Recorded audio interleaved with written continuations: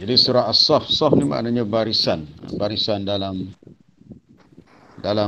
suasana peperangan. Allah Ta'ala memerintahkan supaya tentera-tentera yang berperang untuk melawan pihak musuh berada dalam saf ataupun berperang dalam keadaan tersusun ataupun ada tanzim, ada susunan yang kemas, bukannya buat urusan kerja secara suka hati tapi tersusun. Sama macam kita solat juga, kita solat dalam saf, ada saf yang pertama, saf yang kedua. Dia tak boleh nak solat, orang Kelantan kata ikut sedap rasa, ikut dia, mulut sita kita tak boleh. Solat fardu ni kita solat dalam saf, berjemaahnya dalam bentuk saf. Itulah surah As-Saff. Surah ni surah Madaniyah, surah yang diturunkan selepas hijrah Nabi ke Madinah. Adapun tentang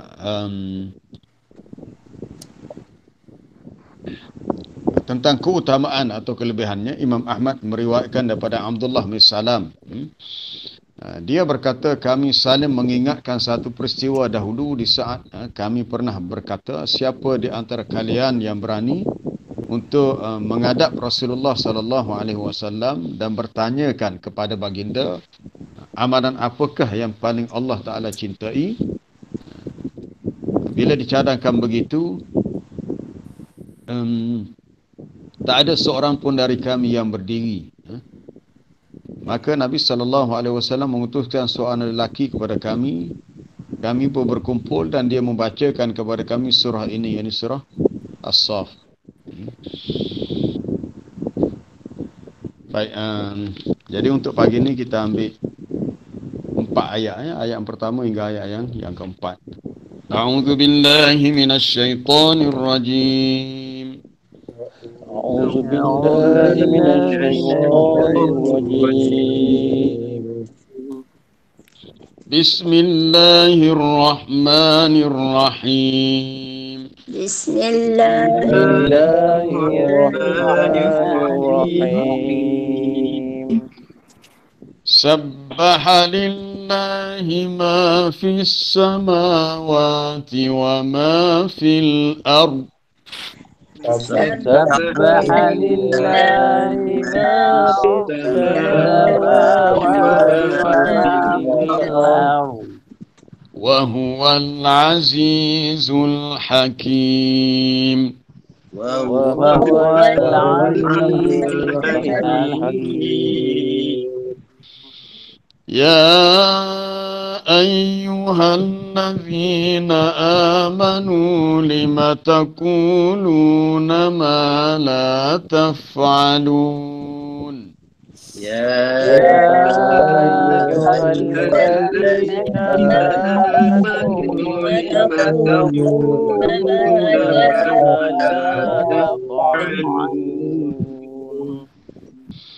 كبر مقتا عند الله أن تقولوا ما لا تفعلون كبر مقتا عند الله أن تقولوا ما لا تفعلون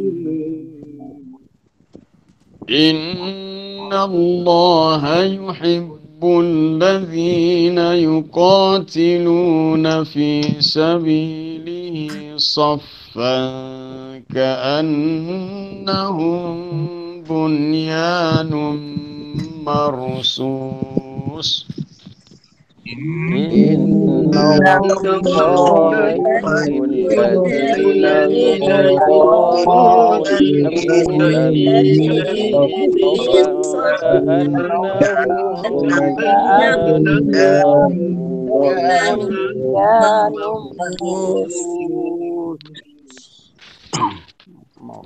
Sabbaha lillahi ma fis samawati wa ma fil ard. Bertasbih kepada Allah apa sahaja yang di langit dan apa sahaja yang di bumi. Wa huwal azizul hakim, dialah yang maha perkasa lagi maha bijaksana. Ya ayyuhallazina amanu, wahai orang-orang yang beriman, lima taquluna ma la taf'alun. Mengapa kamu mengatakan apa yang tidak kamu perbuat? Kabura maqtan indallah, amat besarlah kebencian, kemarahan di sisi Allah, an taqulu ma la taf'alun, bahawa kamu mengatakan apa yang tidak kamu kerjakan. Kamu mengatakan apa yang kamu tidak buat. Hanya tahu cakap tapi tidak buat. Inna Allah yuhibbul ladhina yuqatiluna fi sabilihi saffan. Sesungguhnya Allah Ta'ala menyukai orang-orang yang berperang, yang berjuang pada jalannya dalam keadaan mereka itu saffan, berbaris-baris, dalam keadaan berbaris yang tersusun. Ka'annahum, seakan-akan mereka itu bunyanun, seperti satu bangunan atau satu binaan yang marsus, yang tersusun kukuh. Para jemaah yang dirahmati Allah, ayat pertama surah As-Saff sama dengan ayat pertama surah Al-Hasyr. Sebelum ni kita dah baca surah Al-Hasyr, iaitu surah yang kedua dalam juzuk yang ke-28.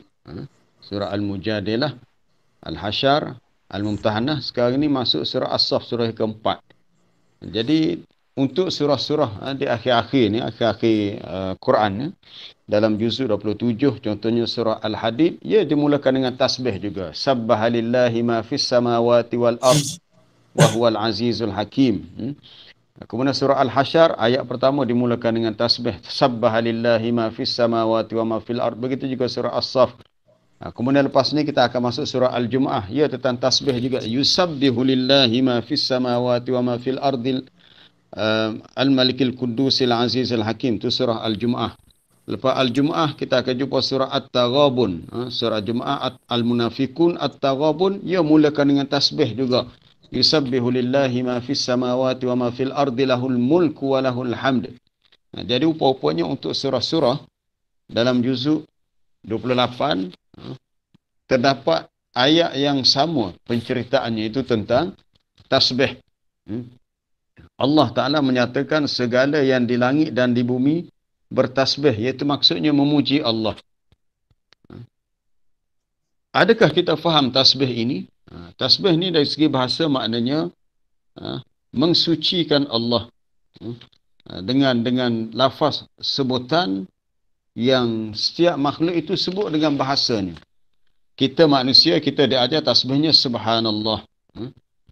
Adapun makhluk yang lain kita tak tahulah. Masing-masing dengan cara dia lah. Dalam ayat 44 surah Al-Isra', kalau tuan-tuan nak rujuk, kita nak bincang ini tentang bab tasbih.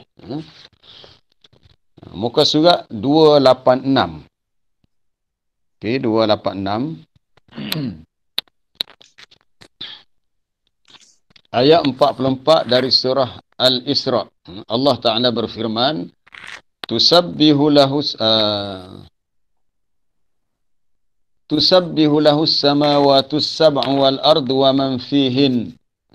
Bertasbihlah kepada Allah Ta'ala segala langit yang 7. Mana ke-7 petala langit bertasbih memuji Allah. Termasuklah bumi dan segala yang ada padanya. Wa man fihinna wa in min syai'in, dan tiadalah sesuatu makhluk pun illa yusabbihu bihamdih, melainkan semuanya bertasbih dengan memujinya.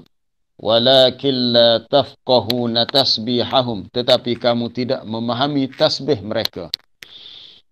Jadi ayat ni sebenarnya memberi suatu galakkan kepada kita, walaupun ayat ni dia mula dengan fi'il amar, fi'il madhi, sabbaha lillah. Dia tidak dengan fi'il amar. Kalau fi'il amar dalam bentuk perintah.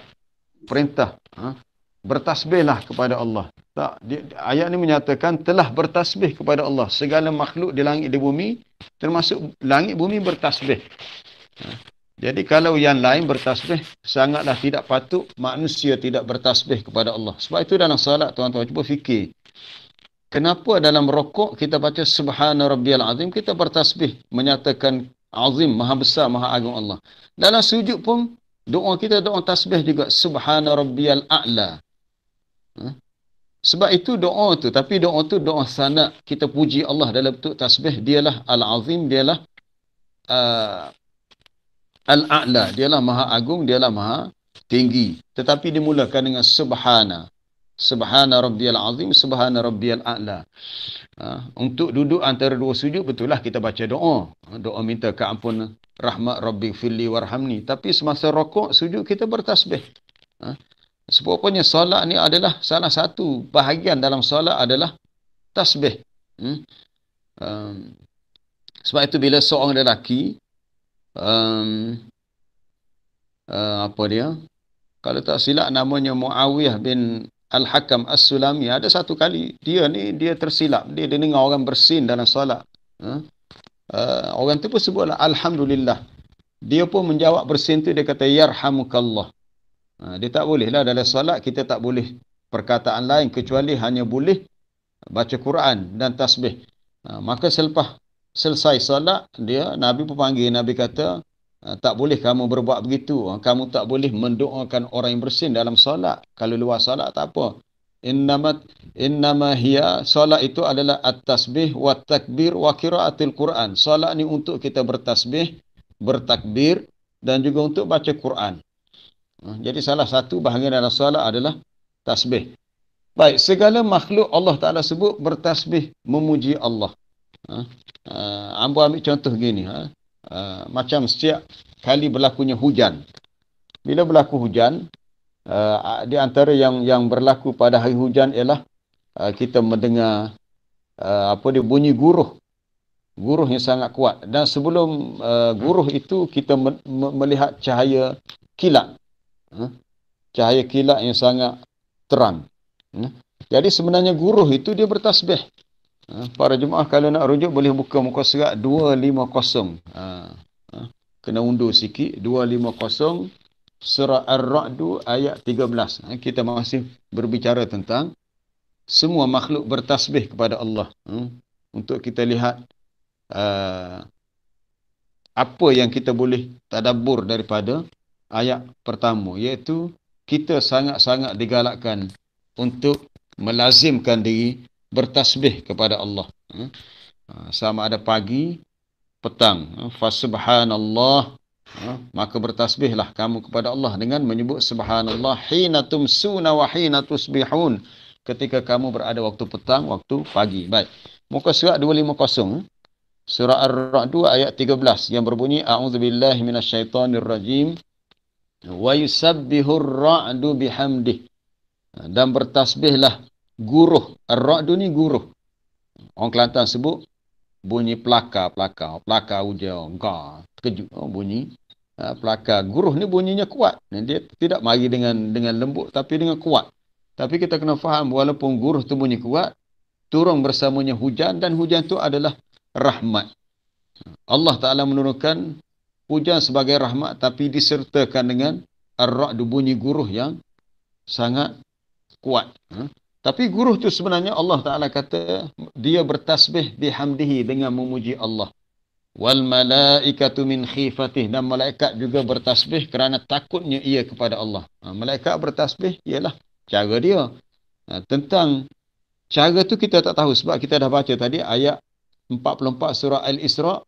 Semua makhluk bertasbih walakin la tafqahuna tasbihahum, tetapi kamu wahai manusia tidak memahami tasbih makhluk tu.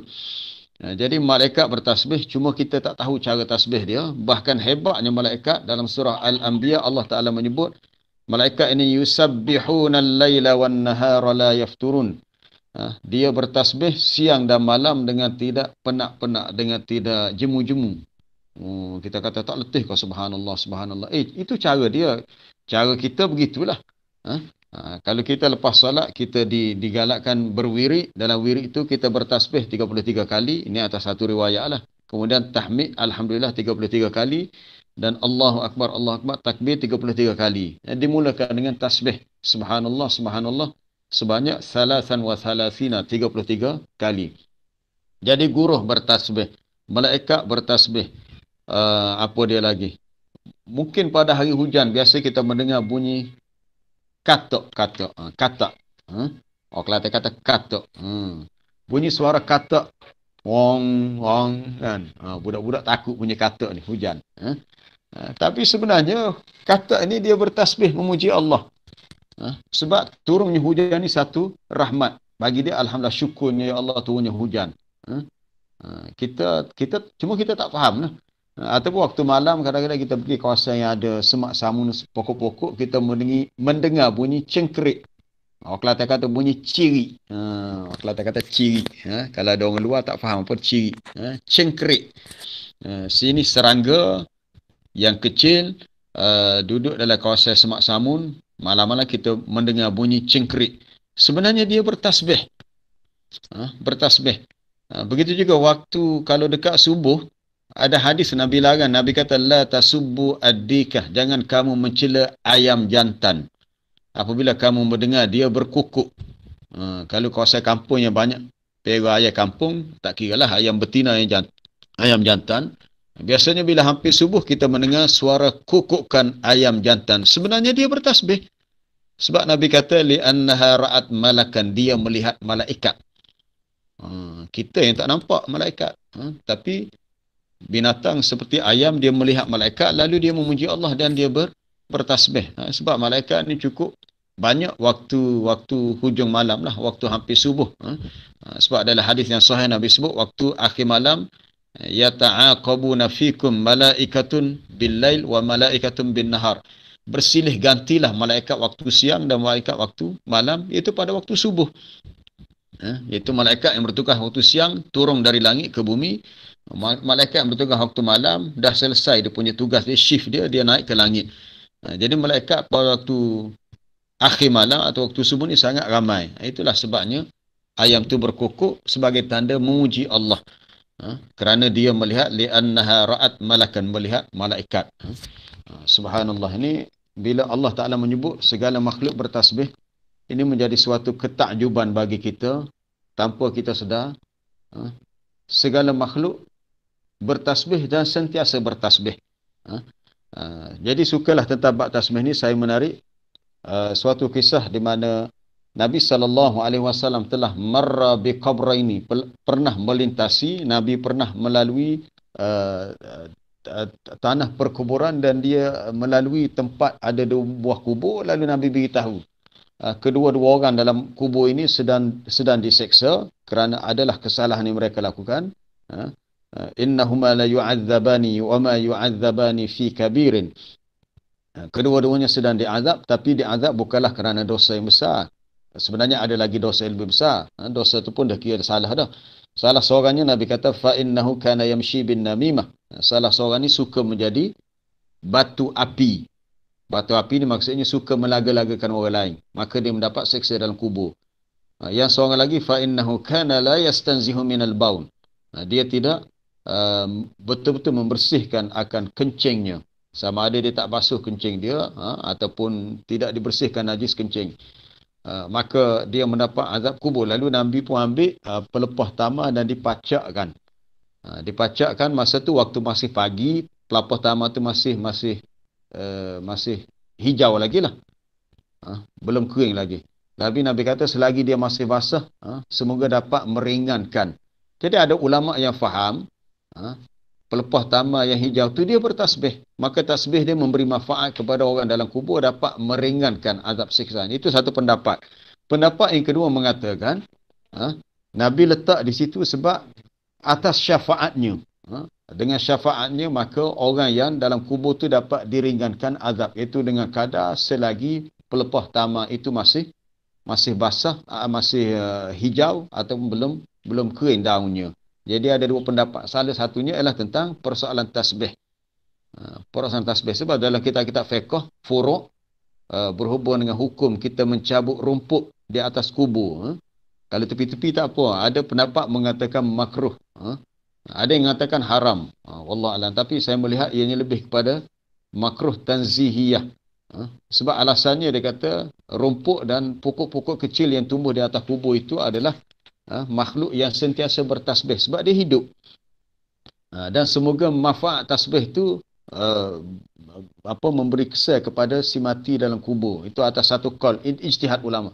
Cuma saya peribadi tak jumpalah dalil yang mengatakan tasbih pokok-pokok di atas kubur tu sampai kepada manfaatnya kepada si mati. Cuma daun-daun pokok-pokok atas kubur tu memang bertasbih. Itu ijtihad ulama lah, ijtihad para ulama. Cuma di negara Arab betul lah kuburnya tak ada pupuk sebab tanah dia kering. Tempat kita tanah kita lembap, sentiasa terima hujan, maka dengan mudah kawasan kubur kita naik pupuk, naik pokok-pokok yang banyak. Dan sebenarnya pokok kayu itu juga bertasbih memuji Allah sebagaimana makhluk-makhluk yang lain. Walaupun dia pokok kayu yang tidaklah hidup seperti manusia dan binatang.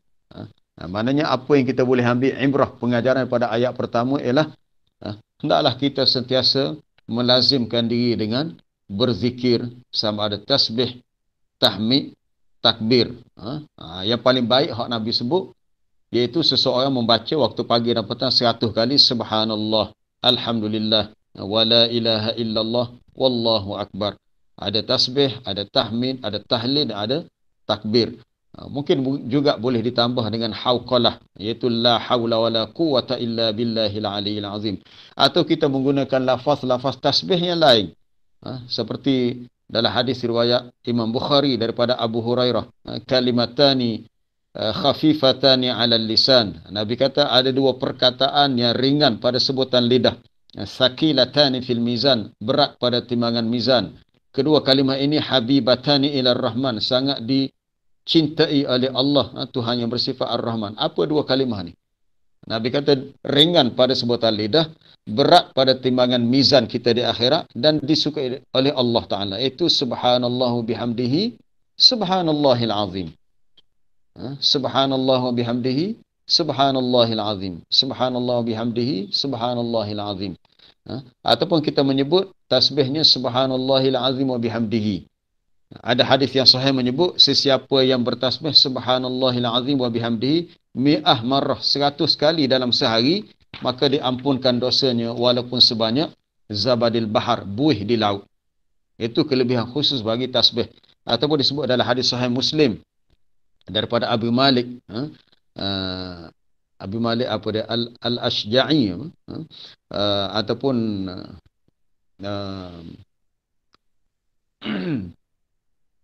hadis tu macam mana dah, subhanallah, subhanallah tamla'ul mizan. Kalimah subhanallah ni boleh memenuhkan timbangan mizan. Manakala subhanallah walhamdulillah tamla'ani atau tamla'u ma bainas sama'i wal ard. Kalimah subhanallah alhamdulillah boleh memenuhkan dua ruang antara langit dan bumi. Maknanya besarlah pahalanya. Jadi kalau segala makhluk yang lain bertasbih memuji Allah, jadi sangatlah tidak patut kita manusia untuk tidak melakukannya. Dan telah diajar kepada kita oleh Nabi SAW cara untuk kita bertasbih memuji Allah. Sebab itu biasanya bila kita terkejut lah, kita terkejut, kita sebut subhanallah. Bila kita rasa kagum, kita sebut Allahu Akbar. Kata Jabir bin Abdullah, ni seorang sahabat Jabir, dia kata bila kami keluar untuk satu ekspedisi perang, untuk berperang, dan kami berjalan, bila kami naik ke tempat tinggi, idza sa'adna kabbarna, kami bertakbir. Bila naik tempat tinggi, bertakbir. Wa idza nazalna, bila kami turun dan kami berada di kawasan yang rendah, sabbahna, kami bertasbih. Kita pun fikir kenapa begitu ya? Duduk tempat tinggi bertakbir, duduk tempat rendah bertasbih.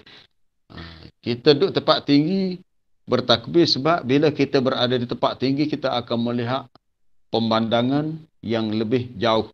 Khususnya kalau kita naik kawasan bukit, kawasan tinggi. Saya pernah pergi ke Kundasan di Sabah, tapi tak sempat panjat Gunung Kinabalu. Kena ada latihan khusus. Walaupun ada jugalah angan-angan cita-cita nak sampai ke sana. Pernah ke Langkawi dulu, naik gunung apa dia, Mak Cincang apa. Tu naik kereta kabel. Bila kita berada di atas sana, puncak Gunung Mak Cincang di Langkawi tu, subhanallah, kita boleh melihat panorama yang indah. Pulau Langkawi dengan lautannya. Lalu kita Allahu Akbar, kita bertakbir menyebut kebesaran Allah. Itu bawa atas bukit. Kalau kita naik kapal terbang, betul lah. Atas kapal ni memang tak nampak lah. Sebab terlalu tinggi. Tapi kita boleh melihat alam semesta yang sangat luas. Lalu kita bertakbir. Tetapi bila kita berada di tempat rendah, kita diajar untuk tasbih. subhanallah, subhanallah. Begitu juga kalau kita merasa terkejut dengan sesuatu, subhanallah. Kita menyebut maha suci Allah. Kerana Allah Ta'ala itu tidak ada padanya kelemahan dan kekurangan. Dia hanya memiliki sifat-sifat kesempurnaan yang layak bagi zatnya. Adapun kita manusia, makhluk yang banyak dengan kelemahan dan kekurangan. Para jemaah yang dirahmati Allah, kita terus kepada ayat yang kedua. Dah selesai untuk ayat yang pertama tentang tasbih. Jadi pengajaran yang kita boleh ambil ayat pertama ialah hendaklah kita rajin. Kita dah tahu dah, cuma kita rajin dan kita sentiasa mengingatkan diri kita untuk bertasbih. Subhanallah, subhanallah, subhanallah, subhanallah bihamdihi, subhanallahil azim. Baik. Kemudian ayat yang kedua, Allah Ta'ala mengemukakan suatu pertanyaan. Sebab ayat ni dalam bentuk ada istifham. Sebab dimulakan lima. Lima ni dia salah satu ada istifhamiyah. Lima ataupun limadha. Lima taquluna, ini limadha taqulun antum ma la taf'alun. Wahai orang-orang beriman, kenapa kamu mengatakan apa yang kamu tidak buat? Cakap saja tapi tak buat. Ayat ni secara khususnya untuk dari segi sebab nuzulnya kepada para sahabat yang sentiasa bertanya, ya Rasulullah, bilakah datangnya perintah jihad? Nak berjihad, nak berjuang untuk lawan orang kafir. Tetapi apabila diturunkan ayat yang mewajibkan berperang, tiba-tiba mereka itu seperti takut pula. Mula-mula tu semangat. Tapi bila datangnya perintah untuk berjihad, semuanya nampak macam takut pula. Jadi semangat mula-mula, lepas tu dah hilang semangat tu. Jadi tak boleh sesuatu yang kita perkatakan, kita kena kotakan. Apatah lagi kalau dalam bentuk janji. Dalam bentuk kita berjanji, sama ada janji dengan seseorang atau janji kita secara khusus dengan Allah yang kita sebut dengan nazar. Kata Ibn Katsir dalam tafsirnya dengan ayat ini, ulama-ulama salaf, ulama terdahulu mengatakan yajibul wafa bil wa'di, wajib kita penuhi janji yang kita berjanji dengan sesiapa secara mutlak. Secara mutlak wajib kita tunaikan janji. Kalau kita berjanji kemudian kita mungkir janji, bermakna kita telah melanggar perintah Allah, iaitu kita hanya mengatakan sesuatu tapi kita tak buat. Kita dah berjanji kemudian kita tak buat apa yang kita janjikan. Kita macam sekarang ni kita diuji dengan pandemik COVID-19 dan kes banyak meningkat semenjak 2-3 minggu ni, menyebabkan masjid kita pun tak beroperasi macam biasa. Ada setengah orang mengeluh, dia kata buka lah, kami nak pergi juga ni, nak pergi. Tapi bila satu masa masjid dibuka, tak pergi juga. Tak pergilah, hak pergi tu pergilah. Ada setengah tu tak pergi juga. Jadi masa ditutup tu bukan main teruja lagi bila nak pergi sembahyang Jumaat ni. Tapi satu ketika bila dibuka, tak pergi juga. Tapi cuma kita tak tahulah setakat ni bila keadaan ni akan reda dan bila kita dapat kembali ke masjid macam biasa. Sama-samalah kita berdoa. Baik. Ada satu hadis tentang amar ma'ruf nahi munkar. Ni kalau tuan-tuan buka dalam kitab Riyadhus Salihin, di samping kita baca Quran, kita lihat terjemahan, saya syorkan para jemaah kena ada naskah kitab ni Riyadhus Salihin. Riyadhus Salihin simpunan hadis-hadis Nabi yang disusun oleh Al-Imamun Nawawi rahimahullah. Hadis-hadis dalam tu adalah dalam bab bentuk nasihat tentang ikhlas, taubat, sifat syukur. Dalam tajuk kita ada punya salah satu tajuk dalam kitab dia ada tentang bab al-amru bil ma'ruf wan nahyu 'anil munkar. Menyuruh yang baik, mencegah yang munkar. Maka dia membawa satu hadis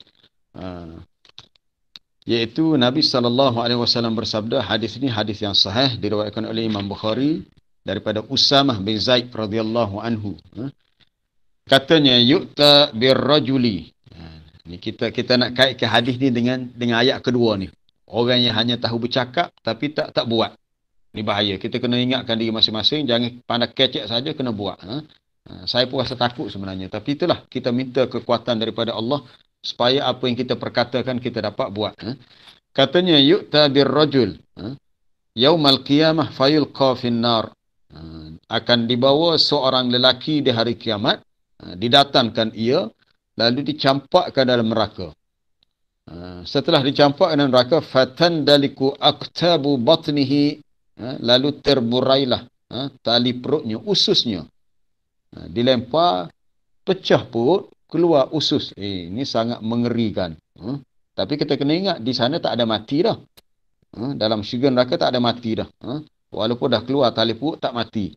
Fayaduru biha kama yadurul himar firraha. Lalu dia diseret, dibawa keliling. Sebagaimana Nabi kata, seekor keldai yang mengelilingi tempat kisaran. Ar-raha. Zaman dulu dia kalau nak kisar tepung ni kalau ambil daripada pokok gandum tu, dia nak kisar, dia ada batu pengisar dia. Batu pengisar, maka dia kena ada batu yang besar. Biasa dulu orang guna himar, keldai. Keldai tak akan musing. Di mana kayu pada alat pengisar disambung pada leher keldai, keldai tu pusing. Kalau kita biasa zaman dulu, kita nak buat tepung berah. Dulu tak ada jual, nak buat tepung berah. Nak buat laksa ke apa, kita kisar, guna kisaran orang kata-kata. Kisar, kita pun kisar musing. Musing gitulah. Bandingan begitulah. Ahli neraka tadi yang terburai isi perutnya, dibawa keliling. Jadi apa yang berlaku tu menyebabkan fayajtami'u ilaihi ahlun nar, menyebabkan semua penghuni neraka yang lain datang berkumpul tengok, apa kamu jadi begini pula? Ya fulan, malaka? Si fulan. Wahai orang begini, ini apa yang kamu diperlakukan begini? Alam taku ta'muru bil ma'ruf wa tanha 'anil munkar. Tidakkah dahulu semasa di dunia kamu yang suruh orang buat baik dan kamu mencegah orang daripada perkara mungkar? Lalu dia mengatakan, bala, betul. Dulu aku berdakwah, aku suruh orang buat baik, suruh orang ke masjid. Tapi dia kata, aku sendiri tak pergi masjid. Contohlah, salah contoh. Dia kata, kuntu amru bil ma'ruf wala ati. Aku suruh orang buat perkara yang baik, tapi aku tidak melakukannya. Wa anha 'anil munkar wa ati. Aku mencegah orang lain daripada kemungkaran. Aku kata jangan buat, tapi aku sendiri yang buat. Para jemaah yang dirahmati Allah, ulama bincang hadis ni tentang qaulun fi'lun, perkataan perbuatan. Dia apa yang kita perkatakan mestilah sama dengan apa yang kita lakukan. Sebab dari sudut bahasa Arab, qaulun, perkataan kita ni dikira juz'un minal fi'li, sebahagian daripada perbuatan. Cuma perkataan kita ni adalah perbuatan lidah. Kita diberi suara, kita ada peti suara, kita ada mulut, kita ada lidah, dan kita boleh bercakap. Sifat ini hanya ada pada manusia. Dan ada pada makhluk jin. Jin pun boleh bercakap. Ada pada makhluk malaikat pun boleh bercakap. Yang tak boleh bercakap hanyalah binatang. Manusia boleh bercakap. Dan percakapan itu dikira salah satu perbuatan manusia, itu perbuatan lidahnya. Baiklah, kita berjalan dengan kaki, itu perbuatan kaki. Kita mengambil sesuatu dengan tangan, itu perbuatan tangan. Kita melihat sesuatu, itu perbuatan mata. Kita mendengar apa-apa, itu perbuatan telinga. Tapi bila kita bercakap, qaulun, perkataan, an-nutku yang dilafazkan, yang dituturkan itu adalah perbuatan juga. Jadi dalam bahasa Arab, kata-kata itu termasuk perbuatan. Jadi ulama bincang masalah ni tentang al-a'mal. Amalan-amalan yang kita perlu lakukan, dia ada 4. Yang pertama, al-wajibat, perkara yang wajib. Wajib buat. Yang kedua, al-muharramat, perkara haram yang perlu kita tinggalkan.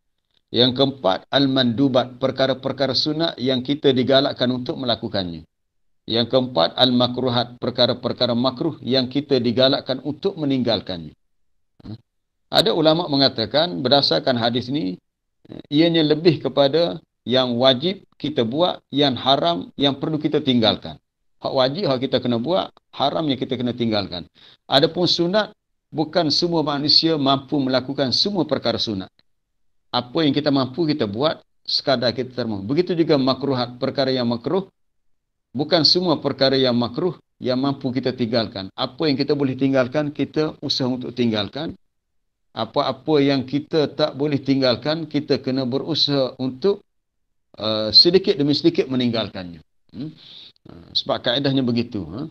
Adapun yang wajib, yang sunat, yang wajib kita kena buat, yang haram kita kena tinggalkan.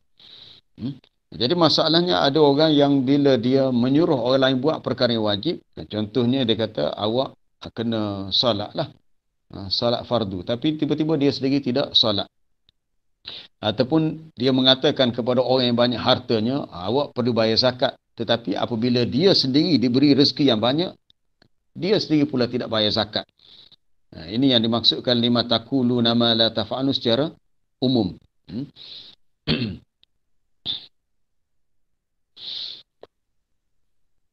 Dalam surah Qaf ada terdapat satu ayat yang Allah Ta'ala peringatkan kepada kita, ada bersama dengan kita malaikat Raqib dan Atid. Kita pernah dengar nama malaikat Raqib dan Atid ini sebenarnya lebih kepada kata sifat. Raqib maknanya malaikat yang sentiasa mengawasi. Atid yang dia sentiasa memerhati untuk menulis keburukan kita. Raqib mengawasi untuk tulis kebaikan kita. Allah Ta'ala berfirman, ma yalfidhu min qawlin illa ladaihi raqibun atid. Tidaklah manusia itu melafazkan suatu perkataan, suatu qaul, kata-kata, melainkan ada bersamanya raqib atid yang sentiasa menunggu untuk menulisnya. Ma yalfidhu min qawlin, tiadalah dilafazkan satu perkataan, kita cakap apa sahaja, ada malaikat dah standby dah. Raqib atid untuk tulis. Kalau yang kita perkatakan itu yang baik, maka akan dituliskan dalam catatan kebaikan, ada pahalanya.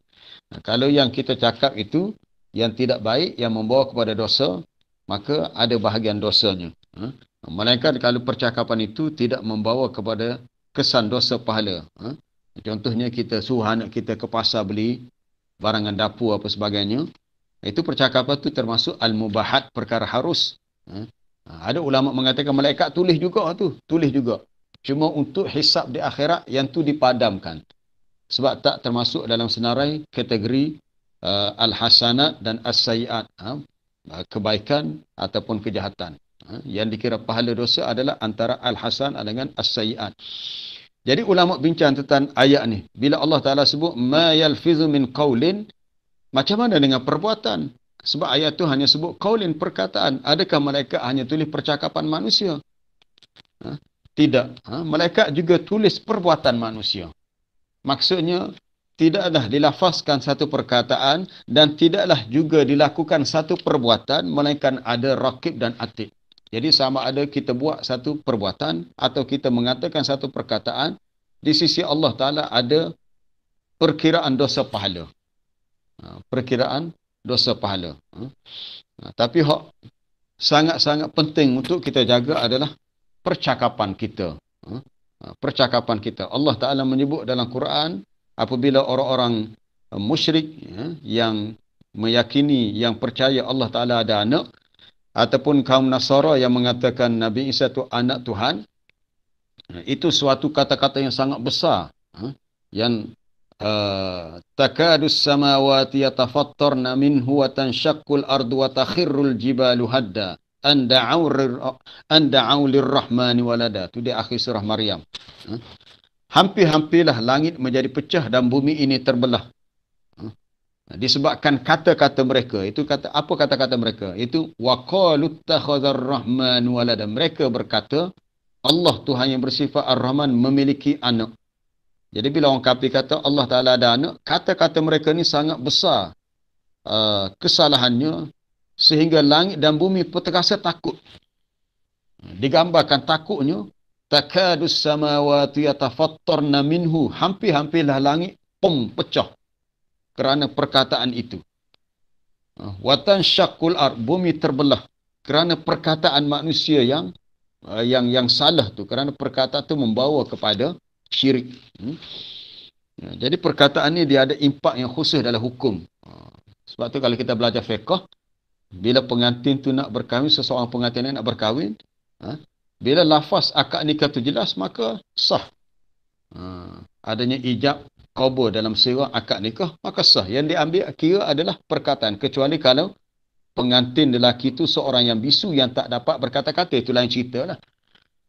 Tetapi kalau dia boleh berkata-kata, maka dia ada lafaz yang dia kena sebut bahawa dia aku terima kan nikahnya apa sebagainya itu, maka sah dengan lafaz tadi, sah.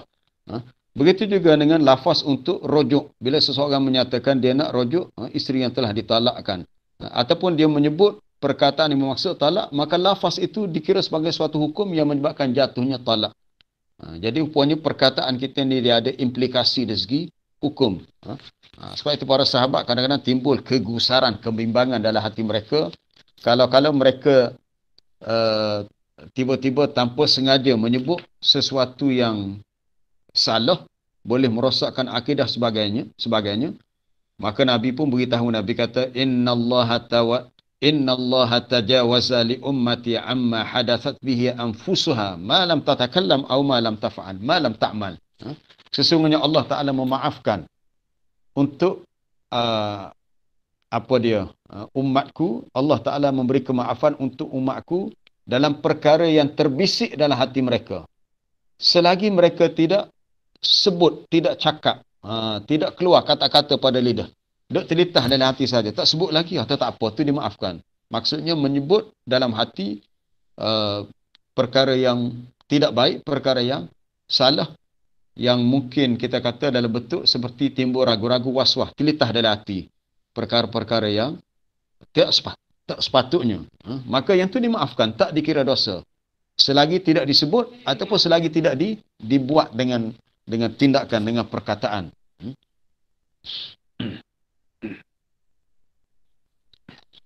Baik, kita nak melihat kembali kepada asal ayat ni. Ayat ni asalnya tentang perintah jihad. Bila ada sahabat sebahagian tu meminta-minta untuk diturunkan perintah berjihad, lalu sebahagiannya merasa keberatan untuk keluar berjihad, maka dalam ayat lain, dalam ayat surah Muhammad, ayat berapa tu, ayat 20 dalam surah Muhammad, wa yaqulul ladzina amanu laula nuzilat surah, orang-orang beriman berkata, kenapa tidak diturunkan satu surah, maksudnya surah yang menurunkan perintah wajib berperang. Fa idza unzilat suratun muhkamatun wa dzukira fiha al-qital, maka apabila diturunkan satu surah yang jelas hukumnya, hukum untuk pergi berperang, dan disebut dalamnya al-qital, kamu perlu keluar berperang melawan musuh. Ra'aital ladzina fi qulubihim maradun yanzuruna ilaika nazaral maghsyyi 'alaihi minal maut. Engkau melihat ya Muhammad orang-orang yang dalam hatinya ada penyakit, mereka melihat kepada kamu dengan pandangan orang yang pengsan kerana terlalu takut kepada mati. Terkejut doa. Orang Kelantan kata terlalu terkejut sangat kerana datangnya perintah untuk berjihad. Lalu mereka pun insihat berundur. Pada awalnya bersungguh-sungguh nak berjihad, tapi tiba-tiba dah takut pula. Jadi itu tak boleh lah. Jangan cakap saja, mesti kena buat. Perbincangan tentang ayat ini banyak disebut oleh ulama tafsir tentang kewajipan menunaikan janji. Tadi dah disebut tadi tentang janji. Seseorang yang berjanji wajib dia tunaikan janji. Itu ada dua perkara yang ditulis oleh Dr. Wahbah Zuhaili dalam tafsirnya At-Tafsirul Munir. Perkara yang lazimlah seseorang itu tunaikan bila dia sebut. Pertama nazar, yang kedua janji. Nazar ni maknanya kita berjanji dengan Allah untuk melakukan sesuatu sebagai cara taqarrub, mendekatkan diri kepada Allah. Contohnya kaqaulih, seperti seseorang mengatakan, dia sebut kalau dalam bahasa Arab lah, dia kata lillahi alayya, kerana Allah mestilah bagi saya saumun wa salatun wa sadaqah, puasa, solat dan sedekah. Ini maksudnya puasa yang sunat, solat yang sunat, sedekah yang sunat. Kalau yang wajib, puasa Ramadan, dia tak boleh bernazar. Sebab tu memang dah wajib dah. Ini puasa yang sunat ataupun solat yang sunat yang dia bernazar untuk melakukannya. Mungkin dia ada hajat sesuatu. Kalau ada hajat dia tercapai, dia kata dia bernazar untuk buat solat sunat sekian-sekian. Ataupun dia bernazar kalau tercapai hajat dia, dia kata dia nak hafal surah sekian-sekian. Maka bila tercapai hajat, dia wajib tunaikan nazar. Kalau tidak, dia dikira melanggar janji dia dengan Allah dan dia hanya mengatakan apa yang selepas itu dia tak buat. Kalau kata kecek saja. Tapi tak buat. Ini na'udzubillah. Kita berlindung dengan Allah. Kalau kita ada iman, insya-Allah kita akan rasa takut kalau berlaku begitu. Tapi kalau orang tak ada iman, Hukumnya contoh lagu mana lain tu, lah. Ustaz? Hukumnya Ya, ada lagu mana soalan tu? Ayahdi. Ya. Ada Hukum tu soalan. lagu mana tu? Minta maaf lah ganggu di tengah-tengah tu. Boleh, boleh. Hukumnya lagu mana tadi tu? Kita Kalau kata dia kita dah berjanji, nazar. kemudian dia langgar jadi, dia dikira berdosa. Dosa. Kalau kita mungkin janji dengan manusia pun itu dah dikira salah. Bahkan dia anggap salah satu sifat orang munafik dah. Kita berjanji, tak apalah. Esok sekarang kita jumpa sini. Esok tu dia tak pergi. Kecuali kalau dia uzur, sakit, apa dia kena maklum lah. Tapi dia sengaja tidak penuhi janji, itu tak boleh. Nazar tu janji kita dengan Allah. Di segi hukumnya orang tu menanggung dosa. Saya ambil contoh tentang janji orang-orang munafik. Ni bahaya. Orang munafik ni dia berjanji. Sebab mereka ni asalnya miskin, tak ada harta. Lalu mereka mengatakan kalau mereka diberi bahagian harta yang banyak, nescaya mereka juga akan bersedekah. Kalau nak rujuk boleh tengok muka surat 199. Kita ada masa lagi. Muka surat 199 ni janji orang munafik. Mereka hanya pandai cakap saja tapi tak buat. Ayat 75 dari surah At-Taubah. Muka surat 199 surah At-Taubah dalam juzuk yang ke-10 ayat 75. Allah Ta'ala berfirman, wa minhum man ahadallah. Di antara mereka ada orang-orang yang berjanji dengan Allah. Mereka ni orang-orang munafik, berjanji dengan Allah. Bila janji ni sebut dengan lisan. Kalau sekadar suara hati sebut dalam itu tak dianggap janji. Dia bila seorang tu sebut dengan lisannya, lafaznya. Kalau dia tak sebut pun memang Allah Ta'ala tahu, tapi secara hukumnya dia sebut. Maka dia mengatakan dalam janji dia, orang munafik ni kata, la in atana min fadlihi, jika Allah Ta'ala berikan kepada kami daripada kurniaannya. Maksud kurniaan itu rezeki. Jika Allah Ta'ala melimpahkan rezeki kepada kami, lanassaddaqanna, kami benar-benar akan bersedekah. Berjanji nak bersedekah. Sebut gitu. Tapi buatnya tak. Kata mereka, walanakunanna minas salihin, nescaya jadilah kami orang-orang yang soleh. Kami akan jadi orang yang soleh, kami akan bersedekah. Ada kaitan antara sedekah dengan soleh. Tetapi falamma atahum min fadlihi bakhilu bihi. Tak kala Allah Ta'ala berikan kurniaannya, rezeki itu diberikan kepada mereka, tiba-tiba mereka bersikap bakhilu. Kedekut. Lalu watawallau, mereka berpaling, wahum mu'ridun, dan mereka terus jauh berpaling. Dulu berjanji dengan perkataan nak bersedekah. Tetapi bila dah kaya raya, tak ada pula janji tu. Apa dia punya kesan dia ni?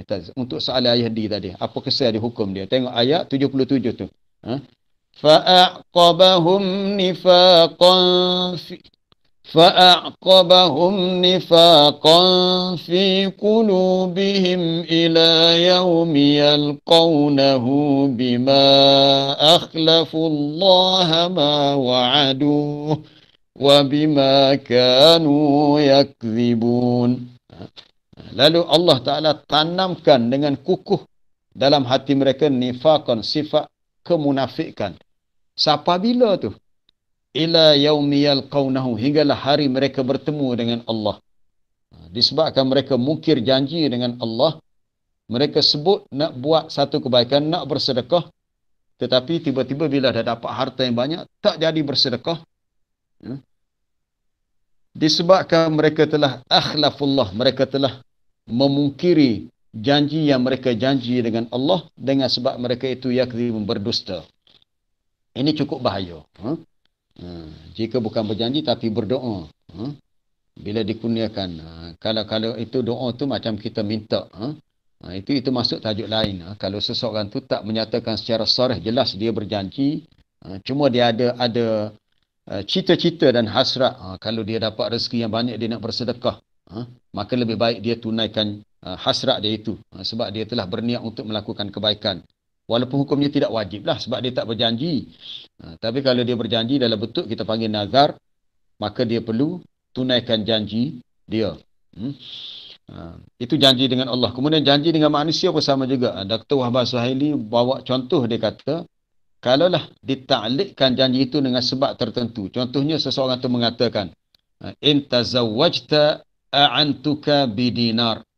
Dia kata kalau kamu berkahwin nanti aku akan bantu kamu dengan 1 dinar. Atau aku akan berikan kamu sesuatu lah. Lalu ialah mungkin dia tengok kawan dia ni dah umur dah banyak tak nikah lagi. Dia kata tak apalah aku pitih banyak menikahlah. Nanti tak apa, dia tak boleh akui kepada kamu. Dia janji gitu contohnya. Maka si kaya yang berjanji kepada kawan dia kena bagi. Tapi kalau dia janji dia kata 1 dinar lah, tapi dinar ni jumlah dia besar. Tapi kalau dia kata dia akan bagi setiap bulan lah. Sebab dia dah berjanji. Ataupun dia kata kalau awak membeli sesuatu saya akan berikan hak ni. Ni. Kan ada setengah orang jual, dia nak tarik pembeli, dia akan beri dipanggil free gift, pemberian percuma. Dia kata masuk kedai kita bagi tahu orang istimewa, sesiapa yang beli 2 dapat percuma 1. Beli 3 dapat percuma 2. Satu hari kita pergi kedai dia, kita beli 2. Oh maaf, dia kata tak ada dah. Dia telah mungkir janji. Itu dia telah langgar janji. Itu tak boleh. Itu sangat salah dan dikira mazmum syara'an. Dikira tercela dari segi hukum syarak, melanggar janji. Ayat selepasnya Allah Ta'ala menyebut kabura maqtan, amatlah besar kebencian. Maqtan ni maksudnya asyaddul bughdu, sangatlah marah, kemurkaan di sisi Allah, bahawa kamu mengatakan apa yang kamu tidak lakukan. Iaitu kamu mengatakan sesuatu kebaikan yang kamu nak buat atau kamu suruh orang buat, tapi tiba-tiba kamu tak jadi buat ataupun tak mahu buat. Jadi bila dah sebut kebaikan yang kita nak buat, kita kena buat. Sebaiknya begitu. Sebaiknya begitu. Lebih-lebih lagi dalam bentuk macam tadilah, dalam bentuk dah berazam, dah berjanji nak buat. Kalau seseorang tu tak bernazar sekalipun, contohnya lah macam dia sebut, dia kata kepada anak dia kata kalau anak dia ni lulus dalam peperiksaan akan diberi hadiah sekian-sekian, maka kena bagilah. Sebab kata-kata tu macam janji. Ataupun dia beritahu kawan dia, tak apalah, dia kata kalau isteri dia bersalin dapat anak sekian-sekian, alhamdulillah. Dia kata dia akan bersedekah untuk masjid ni berapa ringgit, maka dia kena bersedekah. Sebab itu dia punya tekad dia punya azam dia untuk buat kebaikan itu. Sesungguhnya Allah Ta'ala mengasihi orang yang berperang pada jalannya, seolah-olah mereka itu seperti satu saf. Saf ni bukan hanya dalam salat, juga dalam peperangan. Saf maknanya nak berdepan dengan musuh ni dia perlu ada strategi. Ayat ni mengajar kepada kita, hidup kita ni perlu ada tanzim. Ada tanzim, ada tansik, ada penyusunan dan ada susun atur lah. Mana kita buat satu kerja ni dia ada step-step dia, ada langkah-langkah dia. Tidak kata buat-buat gitulah. Sebab tu kita dalam kehidupan kita ada organisasi. Untuk pengurusan masjid dia ada organisasi, siapa pengurusi, siapa setiausaha, siapa AJK, siapa bendahari. Dia tidak kata pakai ikut dia, ambil ni tak. Dia mesti ada pembahagian tugas supaya benda tu nampak tersusun. Itulah yang kita boleh tadabbur daripada perkataan saffan. Kita solat betul, ada saf yang pertama, saf yang kedua, maka Allah Ta'ala menjanjikan pahala bagi orang yang saf pertama lebih besar. Itu yang disebut dalam hadis Nabi, lau ya'lamun nas ma fis safil awal.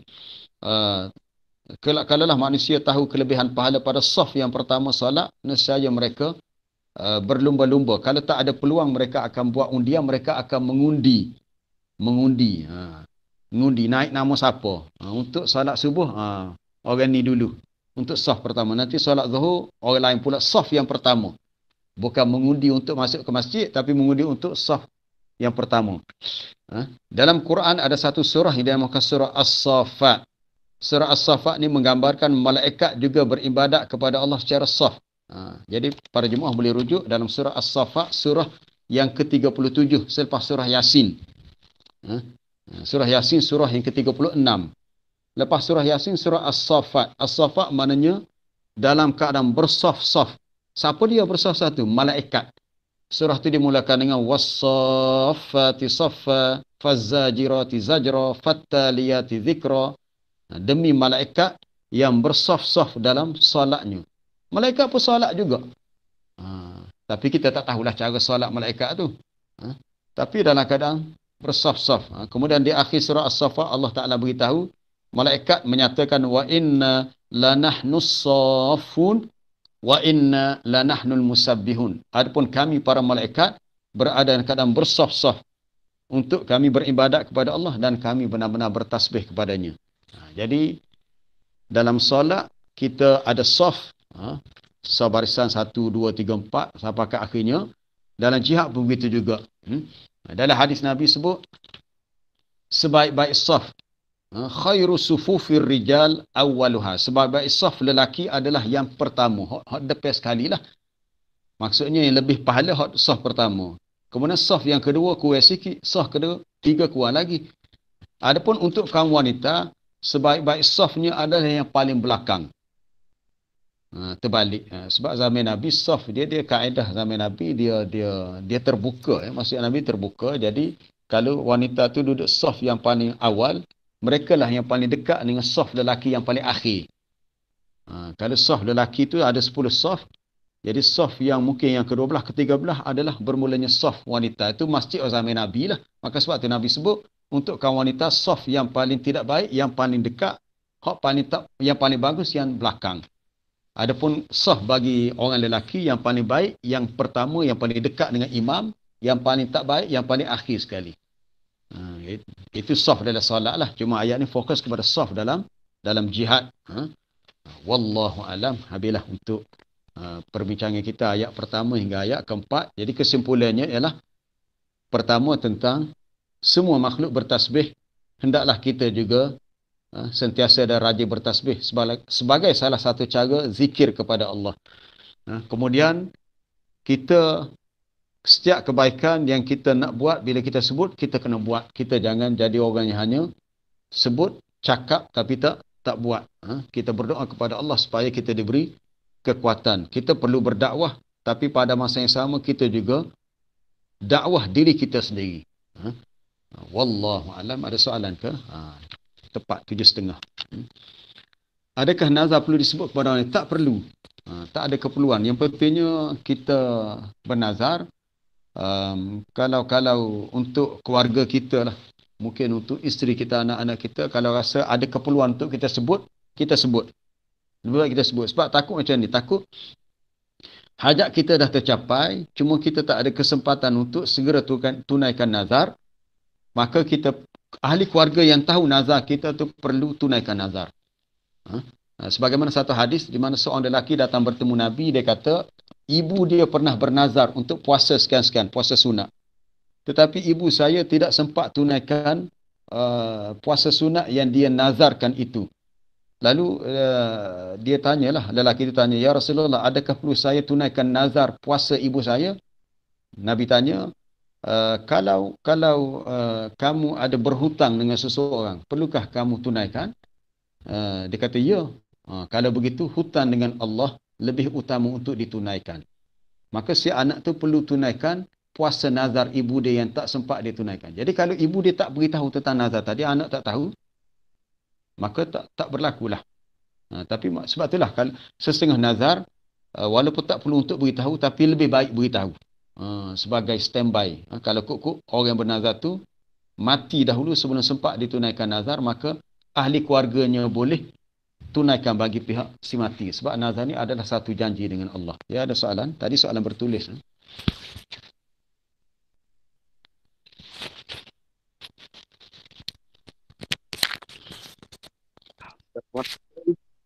Ya, cikgu. Ya, silakan. Ustaz, Ya. saya tanya 2-3 soalan. Yang pertama kali ayat yusabbihu ar-ra'du bihamdi itu. Ya. Jadi ni bertasbih guru dengan memujinya.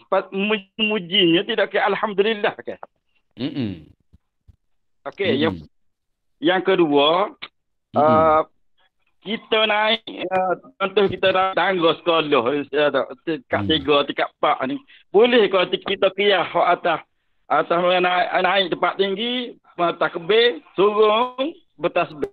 Boleh kau teki atas bangunan sekolah. Yang ketiga, kalau kita berkata tanpa kita buat besar kemukaan Allah. Lagu mana kata tak kata dan kita tak buat. Kita kata kita tak buat. Kita tak kata. Terima kasih Cikgu. Buat. Kita kata ke kita tak kata? Okay, tak apalah. Kita tak kata, kita tak buat. Kita tak kata, kita tak buat. Okay. Ini kita menang untuk main pada sana tapi nampak. Baik, untuk ada soalan bertulis, jika kita untuk amalan sunat kita kalau kita tak bernazar tak apalah amalan sunat tu, tapi bila kita bernazar kita kena buatlah. Baik, tentang soalan pertama tadi daripada Cikgu Sufian, malaikat malaikat pula guru bertasbih dengan memuji Allah. Dia antara tasbih dengan tahmid, dia dua kalimah yang talazum. Dia talazum. Sebab itu adalah hadis Sahih Muslim tadi disebut subhanallah tamla'ul mizan, subhanallah walhamdulillah tamla'ani. Dia talazum, bertasbih dan juga bertahmid. Bukan sahaja guru. Jadi cuma dari segi lafaz tasbih malaikat itu kita tak tahulah. Mungkin dalam tasbih dia tu dia gabung sekali subhanallah dan juga tahmid bagi Allah. Contohnya tasbih subhanallah wa bihamdihi. Subhanallah, maha suci Allah, dan juga wa bihamdihi, pujian baginya. Jadi dalam satu tasbih tu dia ada dua. Tasbih pun ada, subhanallah, dan juga tahmid pun ada. Itu dari segi lafaznya. Cuma nisbah kepada guru tadi, secara lafaznya kita tak tahulah. Cuma kita dengar bunyinya sangat kuat. Tapi Allah Ta'ala menyebut, guru itu bertasbih dan dia bertahmid. Okey. Nanti dulu bab nazar tu, nanti soalan bertulis tangguh dulu nanti sebab kita nak habiskan ni. Nanti sebab takut terlepas soalan lisan tadi. Begitu juga cikgu kalau rujuk di akhir surah Az-Zumar. Surah Az-Zumar, di hari kiamat nanti Allah Ta'ala beritahu malaikat yang duduk di sekeliling arash, wataral malaikata hafina, duduk di pinggir-pinggir arash, tepi arash, dalam keadaan mereka itu yusabbihuna bihamdi rabbihim. Mereka bertasbih memuji Tuhan mereka. Bertasbih lepas tu puji. Kita kata kalau tasbih subhanallah, puji itu alhamdulillah. Itulah dua kalimah ni talazum. Kadang-kadang dalam tasbih tu dia datang bersama dengannya tahmid. Seperti contohnya hamba sebut tadi subhanallah wa bihamdihi. Ataupun kalau kita nak sebut secara berasingan pun boleh juga subhanallah walhamdulillah. Tetapi sebenarnya alhamdulillah, segala puji bagi Allah tu juga ada kaitan dengan kalimah tasbih tu sendiri. Dengan kalimah tasbih, kita memuji, mensucikan Allah, lalu kita memujinya. Kemudian tentang bangunan sekolah, kita naik ke tempat tinggi bangunan sekolah, boleh, ada segi kias tu boleh. Dia apa-apa tempat yang tinggi kita naik dengan tangga ke, naik dengan lift ke, bila berada tempat tinggi, maka yang sunatnya kita menyebut Allahu Akbar apabila kita melihat pemandangan daripada tempat yang tinggi. Kalau kita tak kata, kita tak buat, itulah dia tak timbul soal hukum tu. Kalau kita tak kata, maka tak berlakulah apa yang kita nak buat, sebab benda tu kita tak kata. Yang berlaku ialah apa yang kita kata benda tu baik tapi kita tak buat. Kita kata sesuatu yang sepatutnya kita buat tapi kita tak buat. Baik, berhubung dengan soalan bertulis tadi, bernazar tapi tak digalakkan. Dia ada, ya betul. Ada setengah nazar, ya, kalau nazar tu ada kaitan dengan dipanggil nazar macam betul ta'liq lah. Kita nak buat satu kebaikan, kalau dicukupkan hajat kita dengan sesuatu, maka kita bernazar untuk buat sesuatu. Sebenarnya lebih kepada makruh tu sifatnya, sebab seseorang tu dia tidak terus buat kebaikan kecuali disyaratkan bahawa hajat dia tercapai. Padahal kalau dia nak buat kebaikan tu pun boleh buat. Contohnya kita tak bernazar pun, cuma bila tiba-tiba kita dapat kenaikan pangkat, maka sebagai tanda syukur kepada Allah, kita buat sedikit jamuan, kita bersedekah kepada fakir miskin. Itu secara sukarela, sebab kita tak bernazar pun. Tapi kalau bernazar, kita kata, ya Allah, kalau tahun ni aku diberi rezeki dapat kenaikan pangkat, aku nak sebelah 3 ekor kambing. Itu dah jadi nazar, sebab orang tu dah sebut begitu. Dan dia dah macam berjanji dengan Allah. Jadi kalau betul-betul tercapai cita-cita dia, betul-betul dia dinaikkan pangkat, maka wajiblah dia tunaikan nazar dengan sembelih 3 ekor kambing untuk dibuat jamuan kepada orang-orang kampung dan sebagainya. Tapi kalau dia tak sebut, taklah jadi nazar. Itu lebih kepada makruh. Kerana dibimbangi, dia membiasakan diri nak buat kebaikan, kena bernazar dulu. Tapi kalau seseorang tu rasa perlu untuk buat, tak ada masalah. Sebab nazar ni benda yang dah wujud zaman jahiliah lagi. Besarnya nazar sehingga bila Saidina Umar diberitahu Nabi, dia kata sebelum dia masuk Islam, dia pernah bernazar untuk beriktikaf di Masjidil Haram. Apa sebab tak tahu. Dia tak masuk Islam lagi, tapi dia pernah bernazar. Setelah dia masuk Islam, dia beritahu Nabi, perlukah dia tunaikan nazar itu? Nabi kata, ya. Aufi nazaraka, penuhkan nazarmu. Walaupun nazar tu sebenarnya dilakukan sebelum masuk Islam. Tapi bila masuk Islam, dia kena tunaikan nazar. Mana dia tak ada tarikh lupuk dia. Bila dah seseorang tu ingat dan dia dah tercapai hajat dia, maka dia kena tunaikan. Okey, rasanya tak ada dah soalan lain. Naik lift kena baca doa kenderaan atau tasbih, dua-dua boleh. Tapi lift tu bukan kena, jika bukan tak sempat. Ada soalan Ustazah Nazila tak sempat baca. Tak apalah, nanti saya akan respon balik. Nanti insya-Allah admin akan pada kita punya sahabat kita yang kendalikan channel ni, dia insya-Allah dia boleh screenshot apa punya soalan tadi dan boleh jawab dalam grup nantilah. Jadi kita berhenti setakat tu dah 7.40. Apa yang baik daripada Allah. Semoga perkongsian hari ini tentang ayat pertama hingga ayat surah As-Saff memberi sedikit pengetahuan barulah. Mungkin kalau kita tak pernah sebab saya sendiri pun surah As-Saff ni sangat dekat dengan kehidupan kita. Ingat zaman belajar lagi masa di kolej Islam dulu tingkatan 4, tingkatan 5, surah ni banyak dihafal oleh kawan-kawan kita dan senior-senior kita, sebab surah ni memperkatakan tentang persoalan jihad ataupun qital. Maka mereka hafal dan biasa dibaca dalam solat subuh, solat isyak. Jadi kita pun zaman sekolah lagi dah hafal surah ni kerana terbiasa dengan suasana dengan kawan-kawan yang bila buat program usrah. Dan masa tu pun dah ada buku, contohnya Tafsir fi Zilalil Quran, yang ditulis oleh Asy-Syahid Sayyid Qutb, diterjemah oleh Ustaz Yusuf Zaki Yaakob. Dan antara surah pilihan yang diterjemah adalah surah As-Saff. InsyaAllah kita sambung lain waktu. Apa yang baik daripada Allah. Kalau ada salah silap itu daripada saya sendiri. Subhanakallahumma bihamdika asyhadu an la ilaha illa anta astaghfiruka wa atubu ilaik. Wa sallallahu wasallama ala nabiyyina Muhammad wa ala alihi wa sahbihi walhamdulillahi rabbil alamin. Assalamualaikum warahmatullahi wabarakatuh. Waalaikumsalam warahmatullahi wabarakatuh.